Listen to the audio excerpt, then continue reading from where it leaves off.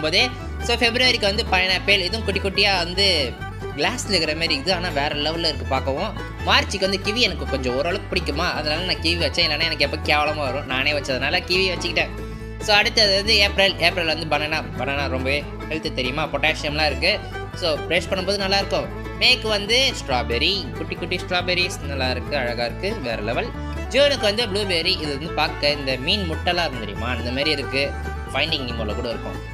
ஜூலைக்கு வந்து செரி எனக்கு சுத்தமாக பிடிக்காது, அதனால தான் தூக்கி ஜூலையில் போட்டேன். ஆகஸ்ட்டுக்கு வந்து ட்ராகன் ஃப்ரூட் அந்தளவுக்கு ஓகே தான், பட் வீடியோவில் வந்து இருக்குல்ல. செப்டம்பருக்கு வந்து கெச்சப் வச்சுருக்கேன். ஸோ எப்படி இருக்குது, சூப்பராக இருக்குல்ல. அக்டோபருக்கு வந்து பானிபூரி, நீங்களே பானிபூரி சாப்பிட்னா பேஸ்ட் வச்சு வளர்க்குனாலே போதும், பானிபூரி டேஸ்ட் வந்துடும். நவம்பருக்கு வந்து தால் மக்கானி, அது என்னன்னு தெரியல, வந்தது அது. டிசம்பருக்கு வந்து கிரீன் சட்னி, எப்படி வேறு லெவலில். உங்களுக்கு என்ன வந்துச்சுன்றதை மறக்காமல் லைக்கை போட்டு கமெண்ட்டில் சொல்லுங்கள். வேறு என்ன பண்ணலான்றதையும் கமெண்ட்டில் சொல்லுங்கள்.